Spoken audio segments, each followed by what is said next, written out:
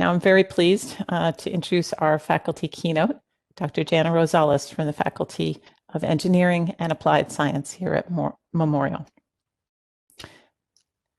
Dr. Rosales works at the crossroads of sciences and humanities, where she explores the values, needs, and motivations that go into the decisions we make about technology. Because the practice of engineering involves countless decisions about design and technology, and because engineering undergirds so much of modern life, she's interested in the social and ethical aspects of engineering.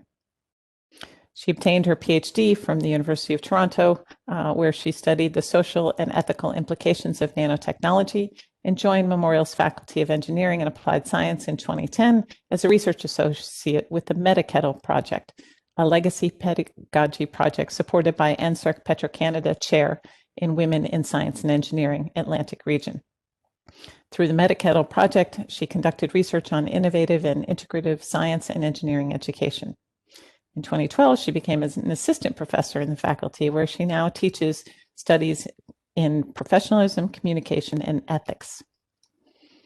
She's been a member of the Student-Centered Learning Committee for the Teaching and Learning Framework, as well as a member of the Expert Working Group for the Office of Public Engagement and chair of the Faculty Learning Community for Contemplative Education.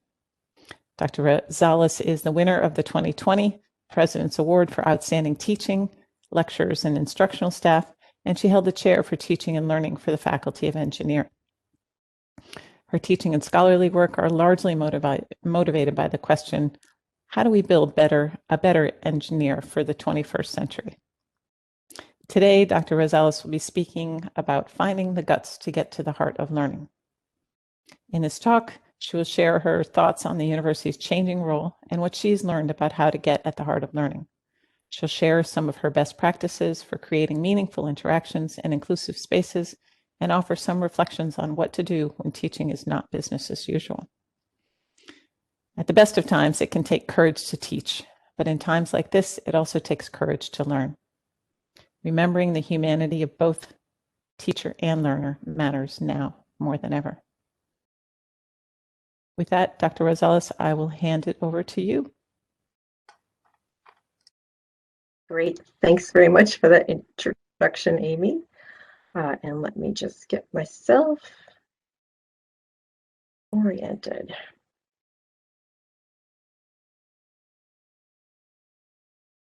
So this will be a little bit of audience participation in a few parts, and then also some of me yammering on. So let me, and if you're familiar with the presentation software Menti, we'll be putting a link to to some surveys for your feedback along the way. Okay, so now I'm ready to go.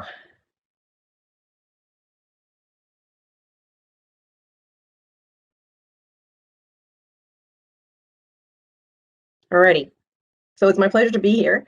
And first off, I never thought I would use the word guts in the title of a presentation that I do to address colleagues in the hallowed halls of academia. But given that the halls are now kitchens, guest rooms, like where I am, basements, and pants might be optional, I guess anything goes. And guts actually seem to cover best what I wanted to get across in this presentation. It's just one of probably many choice four-letter words that we've needed to express ourselves in this past year. Because at a time when you really just might want to curl up in a ball, it takes real guts to rise to the challenge of teaching and learning, especially in a pandemic. So let's talk about guts. I want to talk about why it takes guts to teach, not just starting out, but every day and years into the job. I want to talk about why finding the guts to teach can get us closer to the heart of learning. And I want to talk about how I've been learning to find those guts for myself, maybe sharing some strategies and some stories. You know, we might take a moment to appreciate the courage that we collectively demonstrate to show up as teachers and learners day after day. I'm certainly riffing on themes from the work of Parker Palmer. He's an educator, a writer, an activist. And I bought his book, The Courage to Teach, about 10 years ago in the early days of my own teaching journey.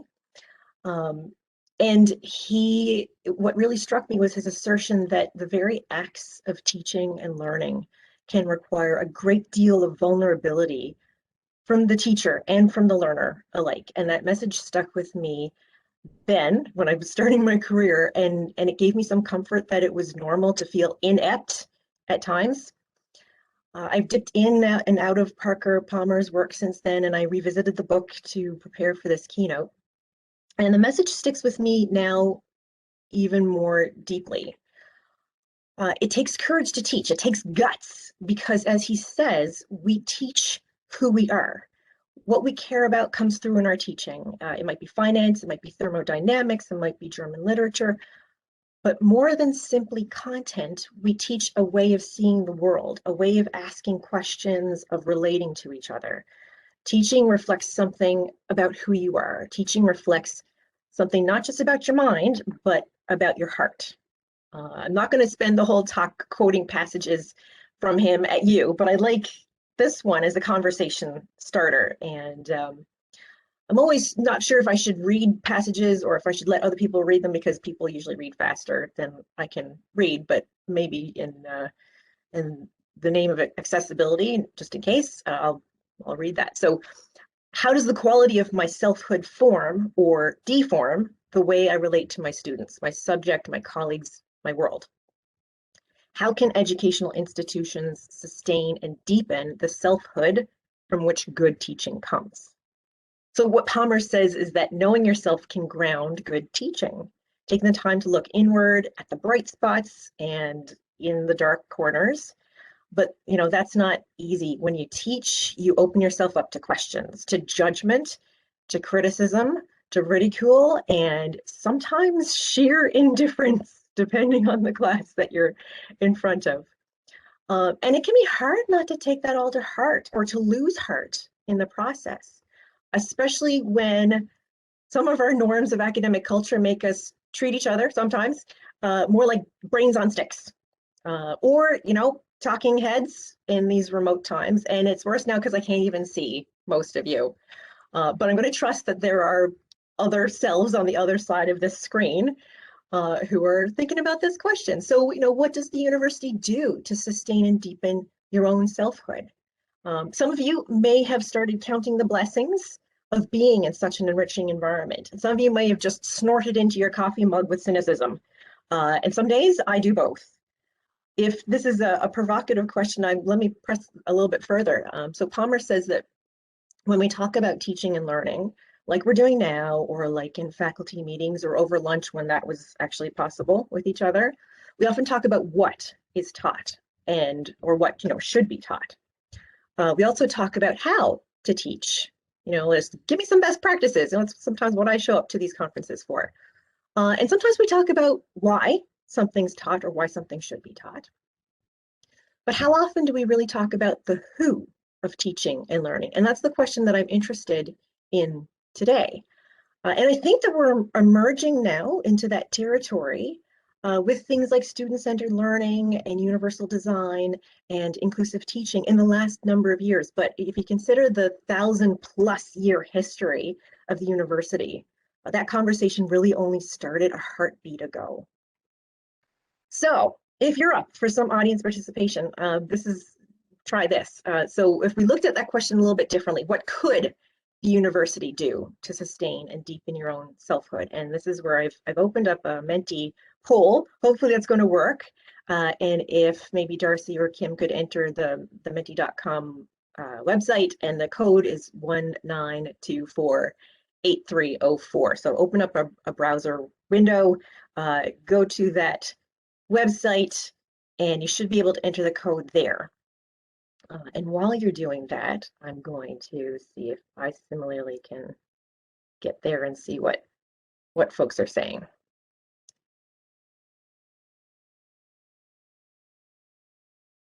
And then I also have to stop sharing that screen and share my other screen.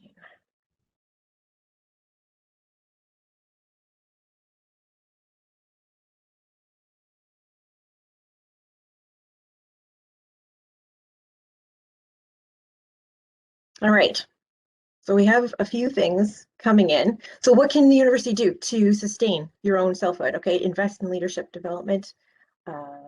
We've got conferences like this, so we're doing something good. Provide that time for reflection and for learning, because it takes time to do that kind of reflection. More money and time to pursue those side projects, like those kind of passion projects, right? Ask about my own lived experiences. More recognition and appreciation of the work that's being done. We've been talking about remembering what it's like, the students, remembering the humanity of the students, and remember also the humanity of the faculty and the staff who help run things at the university. Show me that they care about me and the work that I'm doing. Provide supportive resources. Promote our own. Talk to me. All right. So those are some really great comments and feedback, and those things all definitely really important. I'm going to let those things keep scrolling up, and I'm going to go back to the screen that I have. Let me do that. And from our comments,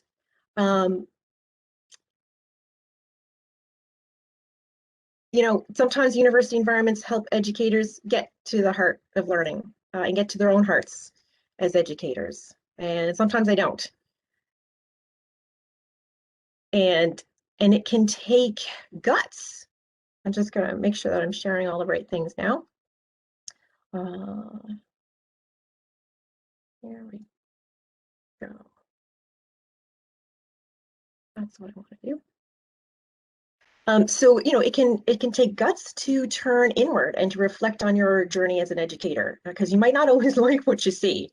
It can take guts to plot your journey when you feel like your environment isn't supportive of deepening that selfhood. And as far as I go, I've had guts on my mind long before I ever heard of Parker Palmer. So let me tell you a little bit about where I'm coming from. So it's August of 2001, if you can cast yourself back, if you were alive back then. And almost after a year of doing courses in my master's program, I was doing them at Memorial, which is home base for me. I'm still struggling to settle on a topic for my thesis. I have a love of learning, and I have a lot of questions, but I don't have a clue how to put those together into anything sensible for graduate level work. I'm starting to fret that maybe I'm not cut out for academic life. Maybe I don't have anything meaningful to add. All my other classmates seem to know what they're doing at this point. My supervisor invites me to come to a conference so I can meet more people in this field of philosophy that I'm working in, and in particular to meet his own mentor, whose name is Phil. Turns out it's less of a conference and more of a kitchen party. We're in a quaint village in rural Nova Scotia. There's about 20 of us meeting at the parish hall by day to hear Phil wax on about functional specialization. By evening, we're crammed into Phil's house next door to the parish hall, where we watch funny movies. We sing along when the harmonicas and guitars were pulled out. It was fun. The folks were friendly in, an awkward, introverted kind of way, but they were so welcoming. And I thought maybe, thinking that the academic life, maybe that might be for me after all. And at the center of it all is Phil, the mentor. He's 69 years old. He's tall and lean with wispy snow white hair, his twinkling eyes, and toes that dance in his Birkenstocks when he's warming up to a topic. He's an ex-Catholic priest with a grown family. He's a polymath. He's a true genius with a mischievous grin and an Irish lilt. When he finds out that I'm still struggling to settle on a thesis topic, he grabs the back of an old cereal box and dashes off this outline. Voila! He's just given me the sketch of a neatly packaged 80-page master's thesis. I'm speechless, grateful, but still a little skeptical. It kind of relates to what I'm leaning towards, but I'm not sure I'd really get into it the way that he has it laid out. And then he looks at me. He's usually cheerful, but his face has clouded. He says, "Don't show them your heart." Meaning, as best as I can tell, it's a master's thesis. Get in, get out, give them what they want, and don't give them any reason to tear it apart.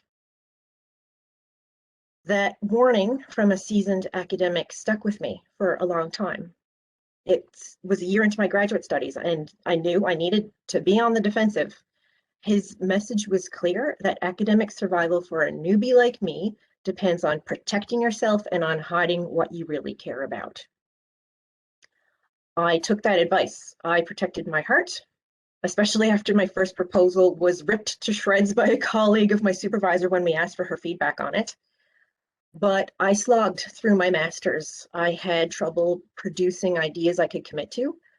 Instead, I started to train an internal critic who viciously tore apart my ideas before anyone else had a chance to.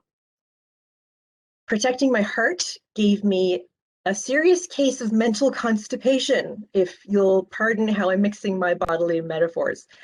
I was exhausted by graduation and so done with university. Well, not really, of course. After some time away from the books, I rebounded, determined to do a PhD. Phil's advice lingered, but if I was going to commit to the next 5 years of my life to graduate studies, I damn well better be more jazzed about it. I entered that next round of scholarly scrutiny and thesis proposals and comprehensive exams and dissertation defenses, trying to find more courage. I started a journey to find my heart again.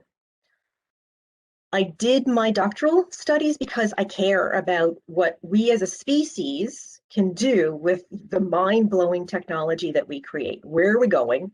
What does it all mean?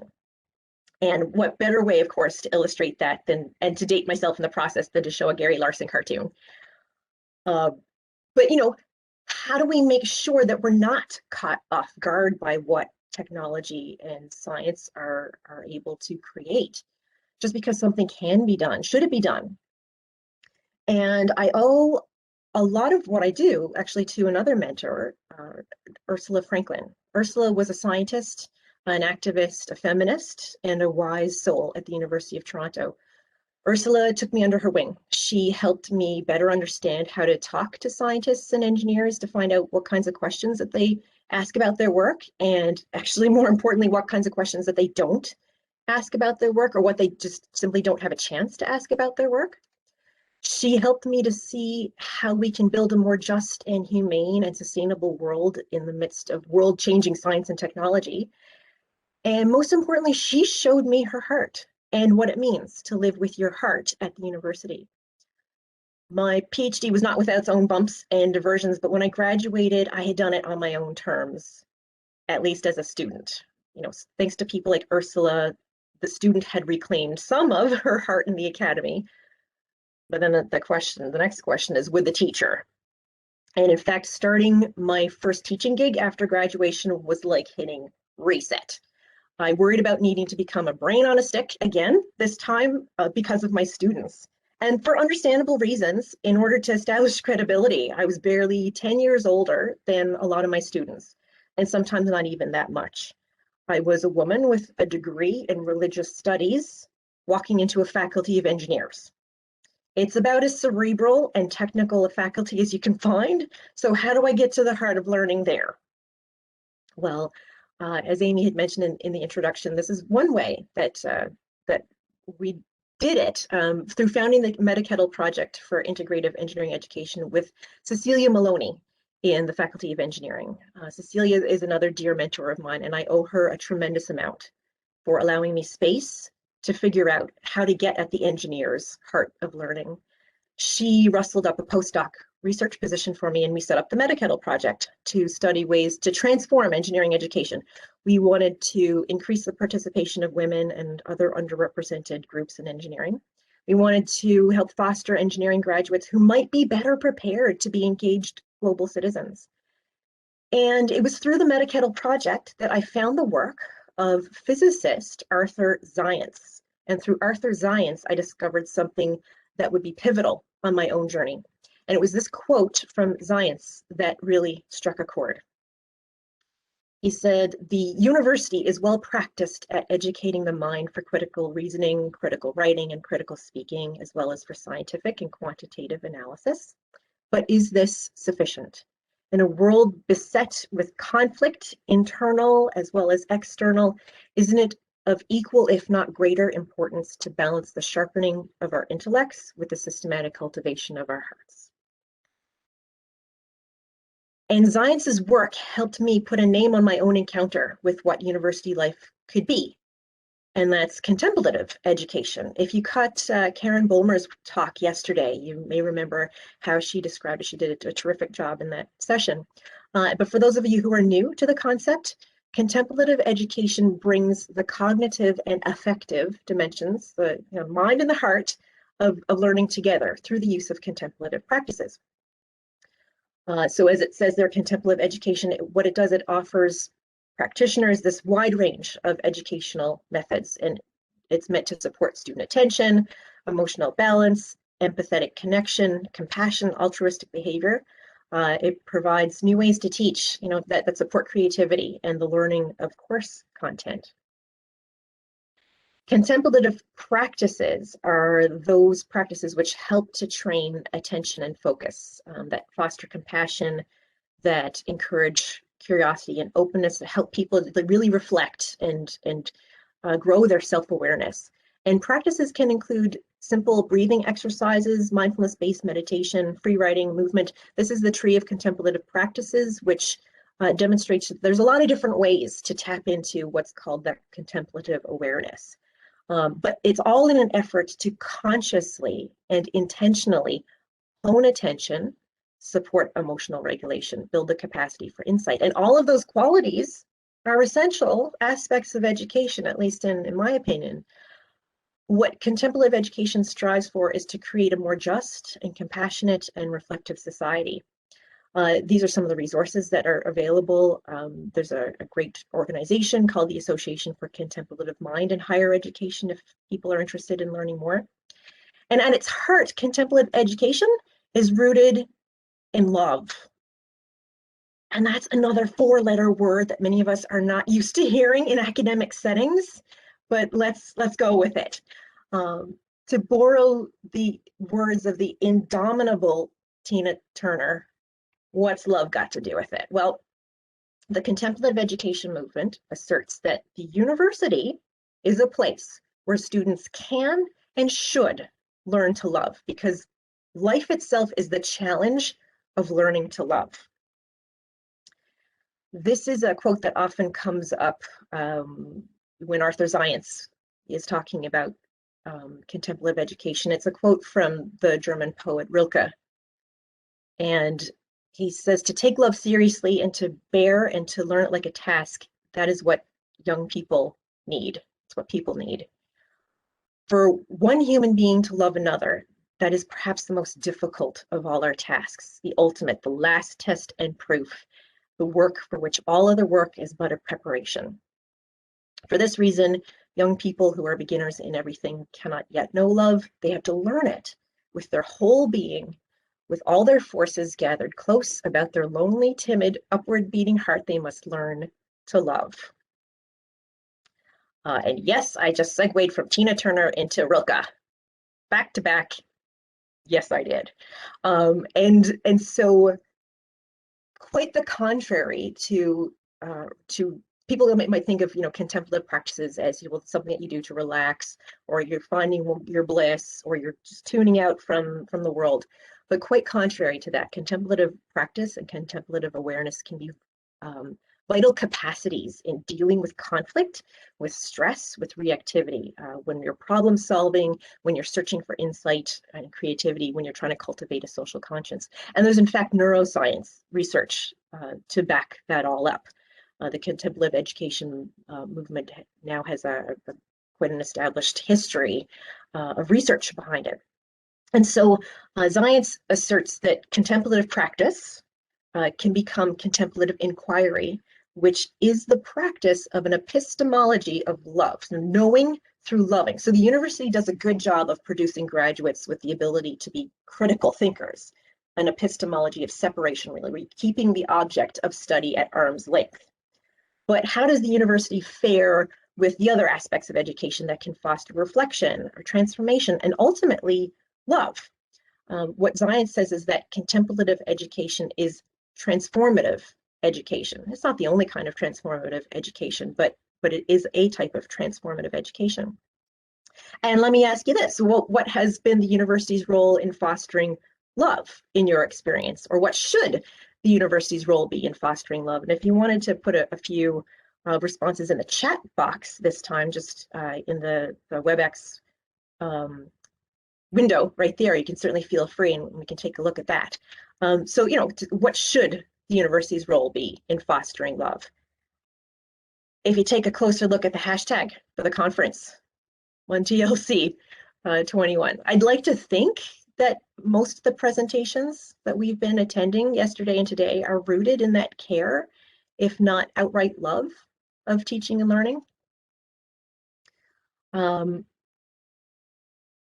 So yeah, fostering the love of subjects, that's definitely part of it. Now, I think that this whole idea about caring about teaching and learning, which so many of us here do, I think it helps us address some of the fears that underlie the whole educational enterprise sometimes. Fear of failure, fear of not being enough, imposter syndrome, fear of being wrong. Parker Palmer does an admirable job looking at the role of fear in the academy in his book, The Courage to Teach. I'm also thinking of Brene Brown's work on vulnerability and wholeheartedness as a way to respond to the fears that underlie many people's lives. In my experience, contemplative practice and contemplative education can be antidotes to that fear. Contemplative practice and awareness has helped me face fear with more equanimity, with less reactivity, more responsiveness. It's one way that I've learned to feel the fear and do it anyway, especially as an educator, constantly encountering vulnerability, both my students and my own.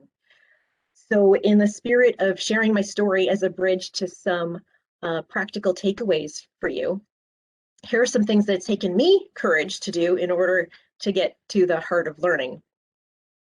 I co-founded a faculty learning community for contemplative education in 2009 at Memorial. And I hadn't the first idea what I was doing or who would turn up or what anyone would think about it, but I ended up chairing it until about 2014. That was my first maternity leave. And through that, I made some important connections with colleagues.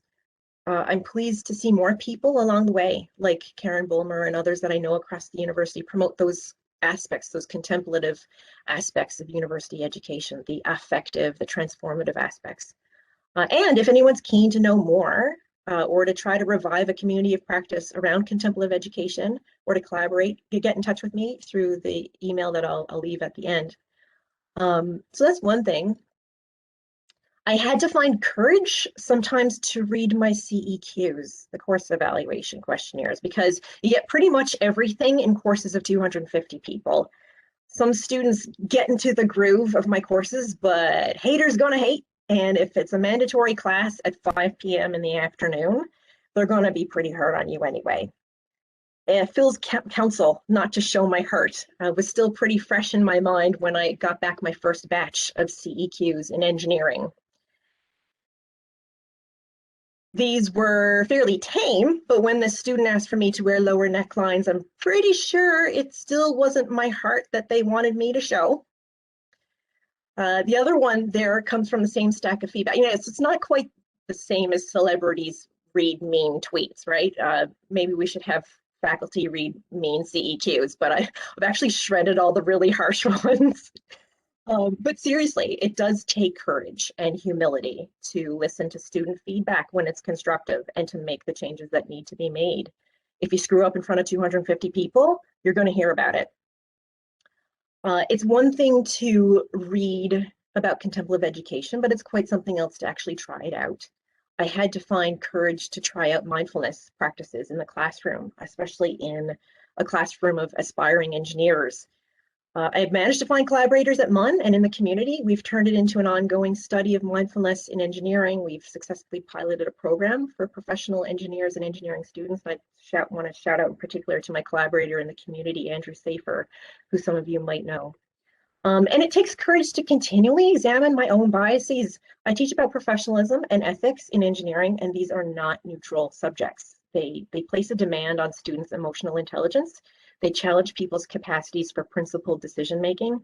These are areas which demand learning about equity, inclusion, diversity, inclusion, and integrity, which are messy and they're complicated in real life. I think I'm doing what's in the best interests of my students, but they don't have the same life experience as me. They aren't coming in with the same understandings. Sometimes they don't leave with the same understandings. And I have to be continually mindful myself whether I'm meeting my students where they are. And you know what? Heck, it even takes courage to speak up at faculty council meetings.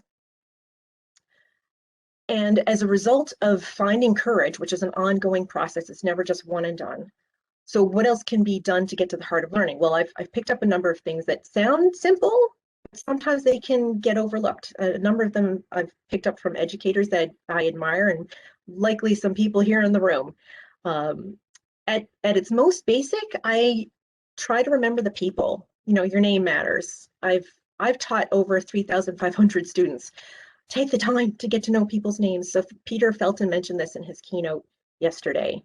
And I know people are surprised when I can refer to them by name in courses where there's anywhere from 250 to 300 students enrolled. I may not know everybody's name, but I know enough of them for people to see me putting in the effort. Names are important when I give written feedback. I ask for names when people pop by to see me with a question. I try to find out more about my students at the start of the course. Depending on the course we do, that might be in discussion forum introductions or in personal exit cards that only I see, where they're sharing something about their background or they're posing questions for the work ahead. And I picked up a great practice from the 2019 MUN Teaching and Learning Conference, where keynote speaker Brian Dewsbury shared about this I believe assignment. It's something that he had picked up as well, where we invite students to introduce themselves to us in a focused and purposeful way. For myself and my co-instructor, it takes the form of a one-page mini essay, although we invite and we receive feedback or receive other types of formats, audio or visual. They're ungraded assignments right at the beginning of the term, but they count towards participation. This is the website that you could go to, thisibelieve.org, to find out more about that activity. And what they do is that it's a statement of personal belief with a lot of latitude. So we hear a lot about where they're coming from and what they're interested in. And my co-instructor and I, we read all 200 of them. It takes effort, it takes time, but the payoff is worth it when I understand where students are coming from, what they're dealing with, what they aspire to, and what they're interested in.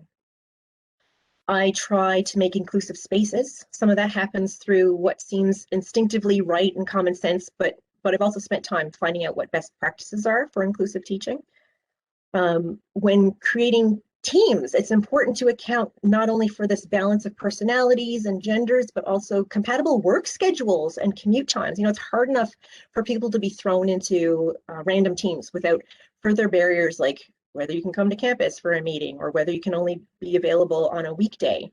So I found a great platform for creating and tracking and evaluating student teams in a more equitable and inclusive way. This is the CATME system. It's Comprehensive Assessment of Team Member Effectiveness. And there's the website if you want to go check it out. What the system does, it collects, or you collect relevant information from your students, whether that's the personality type, preferred leadership style, commute times, work schedules, whether a student is a domestic or international, gender, and there's an algorithm where you can give weighting to various criteria. So you can weight things that need to be grouped together, you know, whether people live on campus or to mix things up, whether it's important to mix things like personality. And the system also includes peer evaluation tools. And I've gotten a lot of good feedback using that system in engineering. I'm not getting any commission from them. So this is just simply like what has worked for me if you're interested in looking into, you know, what works for teams. In my courses, I invite students to connect their lives to the subject matter. I created course outcomes that are built around the skills of noticing, listening, and questioning, which comes from some research that I've been reading up in engineering. And they practice those skills throughout the term in contexts that matter. Every single student in my 2 engineering professionalism courses this year has 500 students, has had a conversation that mattered with someone in their social sphere as part of an assignment for class. It wasn't so much about what they learned from the content of the conversation as it was about what it's like to engage in a conversation that matters with someone whose perspective or experience is distinctly different than yours. So they had conversations about, why are you vegan? Why do you love tattoos? Why do you love hunting? What do you think about legalized cannabis? Could you love a robot? What does aging mean to you? And those were questions of their choice with people that they were interested in getting to understand better. I try to encourage my TAs. I have a crew of TAs, anywhere between 6 and 9 in a course, to remember the humanity of students as well, and the students to know something about the TAs. That matters when you're giving comments and feedback. And then, thinking about how we get to the heart of higher education in these stressful and remote times. I might be able to talk about this a little bit more in depth in the panel presentation that's coming up with the president this afternoon. But for our purposes here, I adapted my fall and my winter classes to talk more about resilience, to teach explicitly about stress and resilience. And that meant taking a quick side trip into the neuroscience of stress, but you know what, so be it. That's kind of an interest of mine anyway, but I wanted to map that onto what they were learning about professionalism. And asking students to learn about resilience has helped many of them find a bit more balance than they might otherwise have in the midst of everything. For an assignment, they committed to what we called a resilience action plan of their choosing for the term. So they committed to something for the duration of the term, whether that was to get more exercise, to remember self-care. They picked things like exploring interests and hobbies, get more sleep, or simply remembering to take a break throughout the day. And the feedback from both those terms in the fall and the winter, and again, that was about 500 students, shows that it did them a lot of good, just being able to think more about how they build resilience themselves. It's important to do more things to build trust, to have check-ins, to do icebreakers, for us as instructors to be explicit about our expectations, how work is going to flow, what timelines are. The remote semester shook a lot of people's trust. Can we trust our students not to cheat? Can our students trust us to adapt our courses or to not overload them with work as we try to compensate for our own disrupted lives? Be kind to yourself and to others. And compassion can be shown, compassion not just a feeling, can be shown in concrete ways through things like flexible deadlines, check-ins, reminders. I try to show them my heart a bit more. It still isn't easy. I think I'm getting better at it bit by bit. Maybe because of age, I'm a little less self-conscious. I've loosened up a bit. I try to tell more stories, be more vulnerable in my own struggles. Something came up in class this term as the result of a guest speaker who had pointed out something that the students weren't aware of, and I actually wasn't aware of it either. And it got them unsettled. It got them into a big debate, which didn't get settled. The next time we got together, I decided that we needed to address it a little bit more, and it was uncomfortable for me to do so, and I called it out as uncomfortable. I said, I'm uncomfortable doing this, but let's sit with that discomfort and talk about this a little bit more. And you know what? It's kind of strange to me that you don't need any formal training in order to teach at the post-secondary level. Everything I know has been cobbled together over the years. I did go looking for it, some best practices, and MUN has certainly provided good supports, that are only getting better. So kudos to all the folks who are making it possible. But when it comes to teaching, I'm a lifelong learner. So some advice that I give to grad students who come my way is that learning about learning and adult learners is important for a few reasons. It will help you cultivate a teaching philosophy if you intend to pursue academia, but it will also help you understand both yourself and others. In terms of where are people coming from? How do they learn? How do they take in information? How do they make decisions? How do they understand the world? I'm still on my own journey of learning about learning. You know, I've made mistakes, I've done things that didn't work, which CEQ comments are quick to point out. I keep a running log of notes on my courses of things that I need to tweak or revise or scrap. I think there's still lots to do, especially as more and more supports and resources come out around equity and diversity and inclusion, about decolonizing the curriculum and decolonizing our own minds, and about supporting student mental health. I'm signing up for a student or for a mental health first aid course later in the spring. I applaud those colleagues who have focused on transformative learning experiences, whether experiential learning or work integrated learning, or learning through public engagement. This is a book that I really have enjoyed. Again, it's Parker Palmer and Arthur Zients teaming together to talk about transformative education. And for me, transformative education, I personally have a dream to see more models of teaching and learning that use something called dialogue education. And one of the best exemplars I know of that is the Semester in Dialogue program at Simon Fraser University. There's nothing to read on this slide. It's just a picture of some crocuses that are growing right outside my window for the first time. But let me just kind of wrap up by saying it was back in February when I was invited to give this keynote. And the day I was invited was the same day that I lost my aunt, my godmother. She was a teacher. She was a formidable woman, and for most of her career, she was a principal in several schools across town in St. John's. I never really saw her in action, but reading through the messages in the family's condolence book, I'm reminded of the impact that educators can have long after students have left the classroom. There's a great honor and responsibility anytime teachers and learners come together to share hearts and minds. Putting this keynote together has been a bit of an homage in some small way. Ed, you've asked what her name is. Her name is Joan Keating. So anybody who's went through St. Pius school system might know her. So putting together the keynote has been a bit of an homage in some small way to the educators and mentors in my life who have recently passed, especially in this past year. And it's also, a tribute to mentors and collaborators and mentors in the moment and colleagues who care about teaching and learning. I didn't figure out all this stuff by myself, and it didn't happen overnight. I've thought a lot about Phil's advice since then. One of my first mentors, don't show them your heart.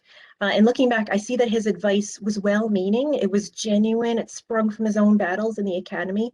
But I've since realized that mentors aren't there so you can just copy what worked for them. I'm grateful that Phil's words helped me find the guts to chart my own course. And maybe we can take a moment to think about, our own mentors, your mentors, and what you might say to them or what you're grateful for.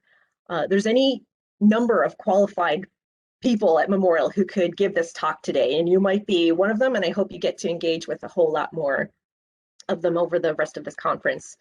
I see these gatherings as a type of pit stop where we can pull over, take a breather, and fuel up on good ideas and inspiring conversations before going off again on another lap around the academic calendar. So, in closing, thanks for the kindness of lending me your attention for a while to talk about fear and love and guts and all those other juicy four-letter words.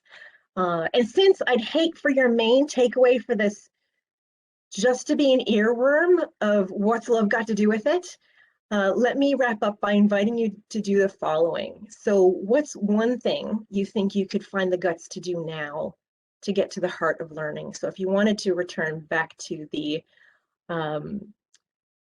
Menti poll, there. Oh, that's quite kind. Look for a mentor, thank you. Keep them coming. Your suggestions about finding the guts. Do the hard work of getting in touch with my own values. Yeah, because it's not easy stuff and it's ongoing.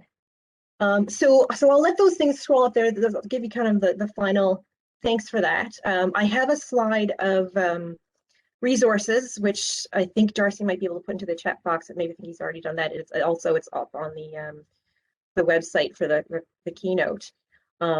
It's kind of my picks of things that I found useful and interesting. And I'm now kind of got time to maybe start more of a conversation here with folks who've tuned in.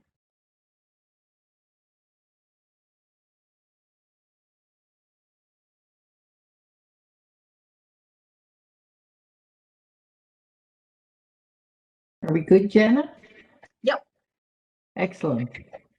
Thank you so much for that. My gosh, that was brought me back to a lot of my memories too. And I certainly, it hit home for me. Coming through my own journey, the importance, I've often heard people say you can always remember your best teacher in school, in grade school, right? And it was always because that person touched you or in some way, that took you under their wing or showed that they cared. And yeah, and that whole journey of academia then being lost and confused sometimes, and that one person reaches out to you, right? And kind of makes you feel like, yeah, you can do this. And it's amazing what you've shared with us, for sure. Really gets to the heart of learning, no doubt. Thank you. And thanks for having the guts to carry on, and find it. That's what it's all about at the end of the day. So thank you so much for this. It's been a real treat for sure. And me knowing you and working with you too over the last several years, it's been wonderful. So thank you very much. I'm sure everybody's shares that sentiment that we've all gotten quite a bit out of this. So I'll open up the floor to questions now from people or comments. And you can put them in the chat and I'll just take them for you're getting lots of applause there on the side, I could see, there's no doubt. So we'll take some questions or comments. People, you can unmute too, or just more preferably put it in the chat and I'll relay them to Janna as we go.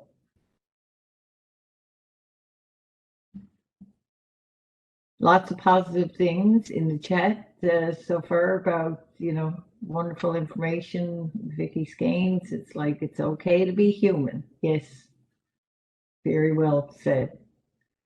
I see a question there from Allison. So the whole noticing, listening, questioning, and conversations that matter, Yep. and the goal of the activity, and how I debrief that with the students. So noticing, listening, and questioning actually comes from another mentor of mine, actually, someone I met. His name is Dave Goldberg. He's an engineering educator, and he co-wrote a book called The Whole New Engineer, which has made it to my pick of things that I found useful.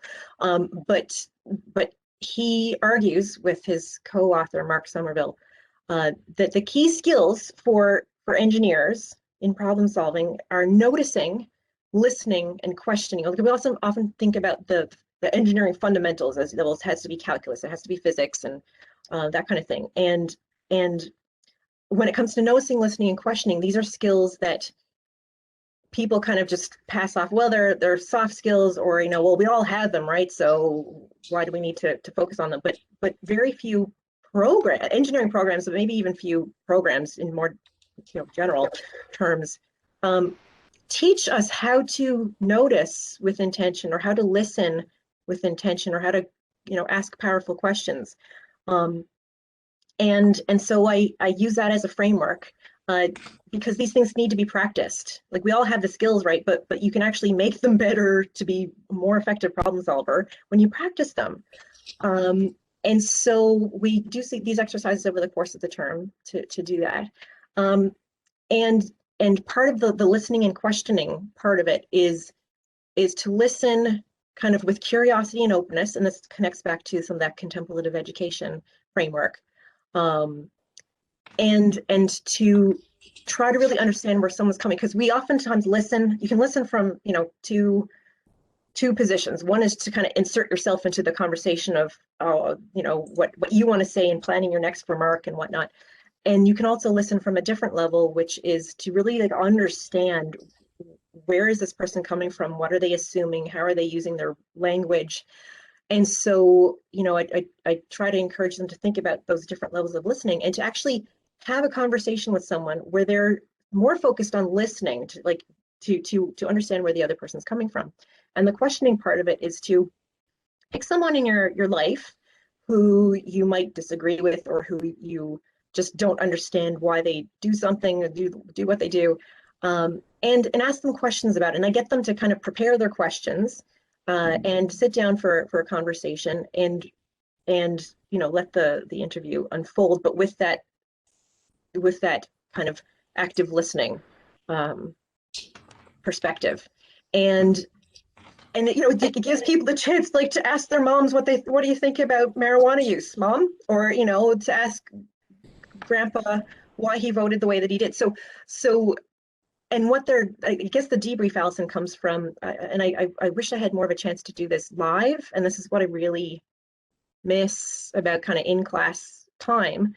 They debrief in their reflections. So I get to hear them in this massive piece of writing that they produced for me in this assignment about what they learned from that.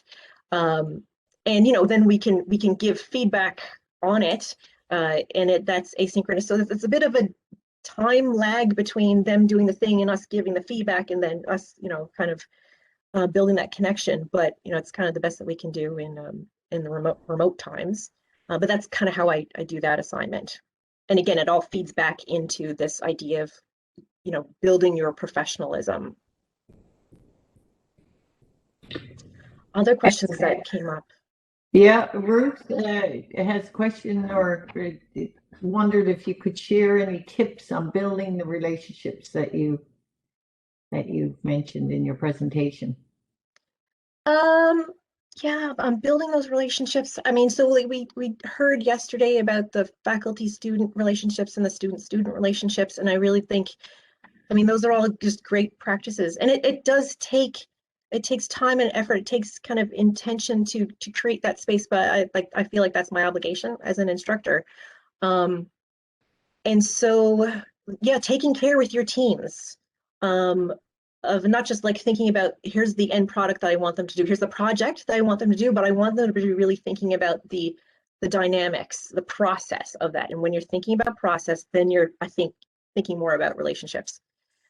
And yeah, so and there's that balance, especially in remote times and in stressful times, of when you're building your relationship as faculty and student, like, you want to be available, but you also want to make sure that you've got enough of boundaries so that people know that you're not going to be answering emails at 12 o'clock at night, or 2 o'clock in the morning on Saturday. So there's those, but again, it's part of being explicit about those expectations and those boundaries and those standards. I really liked what Peter Felton had to say yesterday about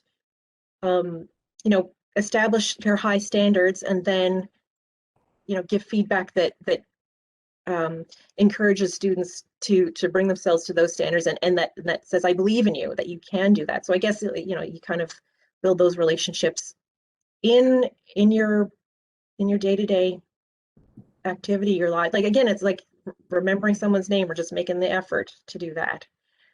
Yeah, that's some of it anyway. Excellent. I just noted a couple of notes in the chat there, Janna. And I wasn't shocked to see it either. I've received similar stuff, but Gavin's note there around the recognition that it's disheartening that you received those gender comments on CEQs. No one should receive comments like that. And Stacy Alexander is also, yeah, it said same. So, in times like that, like, how do you, like, when you receive that big kind of feedback, what do you do with that, right? My jaw dropped open.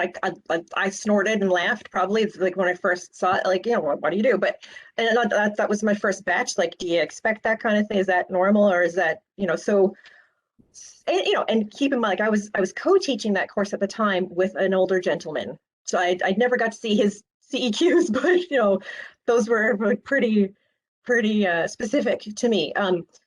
And there's research about, so anybody who's read the research that talks about CEQs and the whole the gendered aspect and whatnot, and you're kind of thinking, well, what does that look like? Well, there you go, that's what it looks like, what it can look like. And it's not, those examples perhaps were not threatening to me, but it certainly does kind of make you think, okay, well, what am I doing up here, and what are they really getting from all this, and whatnot. So what do you do with them?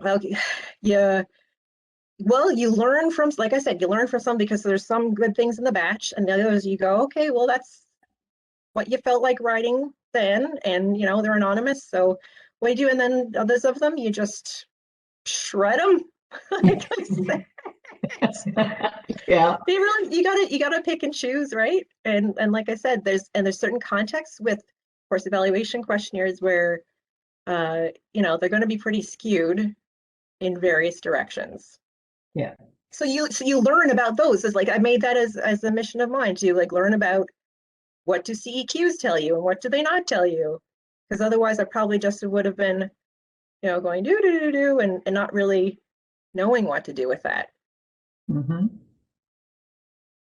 Absolutely. The first time I met you, you were chair in teaching, learning, and engineering, and I marvel at the fact when I came into your environment and your interaction with engineers and your approach and your whole dynamic there was just fascinating to see that the progressiveness of your work in that context, right? So I don't know if you could share a little bit more about